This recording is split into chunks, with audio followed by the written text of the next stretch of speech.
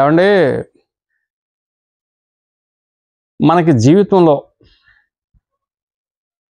ఎవరో కూడా మనకి ఆర్థిక సహాయం చెయ్యకపోయినా పర్వాలేదు.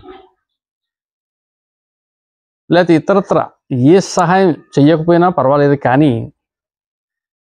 మాట సాయం అనేది చాలా చాలా ఇంపార్టెంట్ అండి. అది వాల్యూ మనకు కట్టలేం. ఒక్కొక్కళ్ళు కొన్ని కొన్ని మాటలు కొన్ని కోట్ల రూపాయలతో సమానం. అందులోని కూడా అటువంటి మాటలు మనం అభిమానించే నాయకుడు కానీ, అభిమానించే హీరో కానీ, లేకపోతే అభిమానించే ఒక వ్యక్తి కానీ, లేక ఒక తల్లి కానీ, ఒక తండ్రి కానీ, ఒక అక్క కానీ, ఒక చెల్లి కానీ మన ఇంట్లో ఉంటారు. వీళ్ళలో ఎవరి నుంచైనా ఒక మంచి మాట వస్తే అబ్బా మనకి మంచి మోటివేషన్ అయిపోతుంది. ఆ మాట మన సబ్కాన్షియస్ మైండ్లో ఎప్పుడు అలాగలా తిరుగుతూ ఉంటుంది. మన ప్రొఫెషన్ని అది ముందుకు తీసుకెళ్తూ ఉంటుంది ఆ మాట. నేను మీకు ఏం చెప్తానంటే ఇవన్నీ కూడాను ఆప్టా సభలో చిరంజీవి గారు ప్రసంగించినటువంటి మోటివేషన్ స్పీచ్ నన్ను చాలా ఆకట్టుకుంది. ఎంతైనా నా అభిమాన హీరో కాబట్టి జనరల్గా మోటివేషన్ బుక్స్ అన్నా మోటివేషన్ స్పీచ్ అన్నా నాకు చాలా ఇంట్రెస్ట్. అవి ఎక్కువ చూస్తాను, చదువుతాను. నేను ఖాళీ సమయంలో నా హాబీ అదే. ఇంతకీ చిరంజీవి గారు ఏమన్నా చెప్పంటారా? ఫస్ట్లో ఆయన సినీ ఇండస్ట్రీకి వస్తున్న సమయంలో ANR, NTR, super star, rebel star,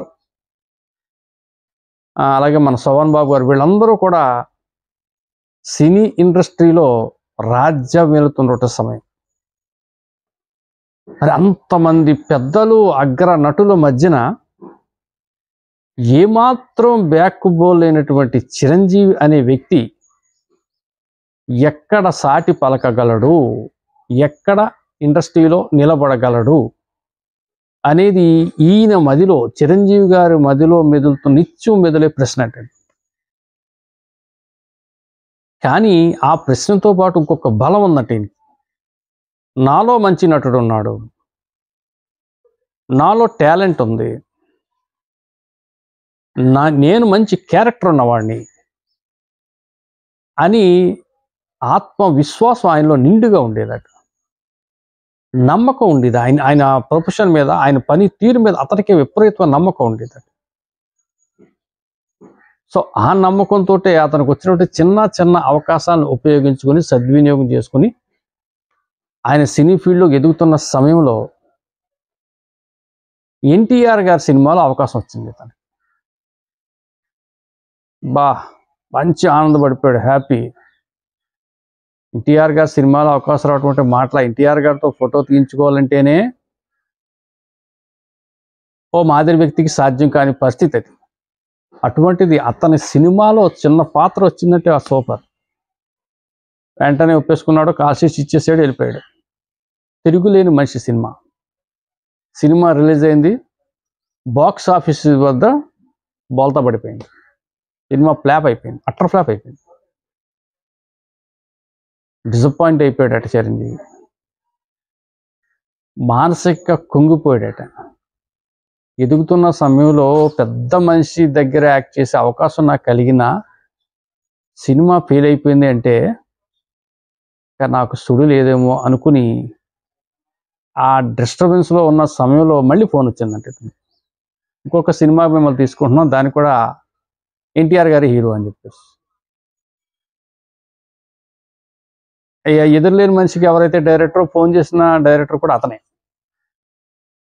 అమ్మయ్యా అని కాస్త ఊపిరి పెంచుకుని, సరే ఈ సినిమా గ్యారంటీ హిట్ అయిపోతే, ఎన్టీఆర్ది ఏదో 10 సినిమాలు ఒక సినిమా ఫెయిల్ అవుద్ది, 9 సినిమాలు హిట్ అయ్యి ఇది ఎంత హిట్ అవుతుందని ధైర్యం వచ్చింది. ఈ ధైర్యంలో ఇంకా చిన్న సినిమాలు కాల్ షీట్స్ ఇవ్వనన్నాడట. అతని లక్ష్యం ఏంటి? ఇంకోసారి ఎన్టీఆర్తో యాక్ట్ చేయాలి, సినిమా హిట్ అవ్వాలని చెప్పేసి. ఎప్పటికీ ఫోన్ రావట్లేదు, ఏంటని చెప్పేసి ఈయన ఆఫీస్కి వెళ్ళాడట. ఏంటండి మరి నేను చాలా కాల్ షీట్స్ వదులుకున్నాను, మరి నాకు మీరు ఫోన్ చేస్తానంటే, అబ్బాయి లేదండి, సారీ చిరంజీవి, నీకు ఎలా చెప్పాలో తెలియక నేను చెప్పలేదు.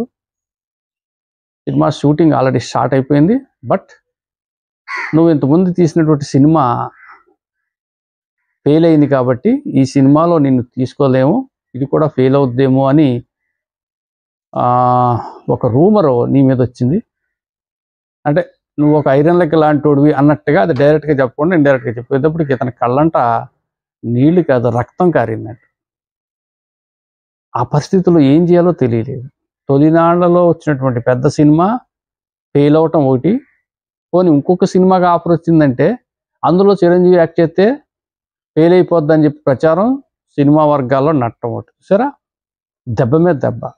ఇంకొకడైతే ఏం చేస్తాడండి, సూట్ కేసు సర్దుకుని ఇంటికి వచ్చేస్తాడు, ఏదోటి పని చేసుకుందాం అని చెప్పేసి. కానీ చిరంజీవి అందుకే మెగాస్టార్ అయ్యాడు, అక్కడే కసిపించుకున్నాడట, ఆ నెగిటివ్ని పాజిటివ్గా చేసుకున్నాడట. ఎస్, ఎందుకు నేను ఇంటికి వెళ్ళిపోవాలి, ఎందుకు నేను ఐరన్ లెగ్ కనిపించుకోవాలి, నాలో నటన ఉంది, డ్యాన్స్ ఉంది, ఫైట్ ఉంది, కళాకారుడికి కావాల్సినటువంటి అన్ని నవరసాలు నాలో నిండుగా ఉన్నాయి, ఆత్మవిశ్వాసంతో నేను ఇక్కడే ఉంటాను, ప్రయత్నం చేస్తాను, హిట్టు కొడతానని చెప్పేసి వజ్ర సంకల్పం తోటి ఆ చెన్నైలోనే ఉండి ప్రయత్నాలు గట్టిగా చేసి చేసి చేసి ఆఖరికి ఎలాగైందంటే, ఏ డైరెక్టర్ అయితే నువ్వు ఈ సినిమాలో యాక్ట్ చేస్తే ఫెయిల్ అయిపోద్ది, ఈ సినిమా ఫ్లాప్ అయిపోతుందని ప్రచారం జరుగుతుంది, అందుకు నేను తీసుకోవట్లేదని అన్నాడో ఆ డైరెక్టర్ దగ్గరే ఎన్టీఆర్ కంటే ఎక్కువ సినిమాలు ఇతను యాక్ట్ చేశాడు. అదే డైరెక్టర్ ఎన్టీఆర్తో 10 సినిమాలు చేస్తే ఇతనితో 12 సినిమాలు చేశాడు.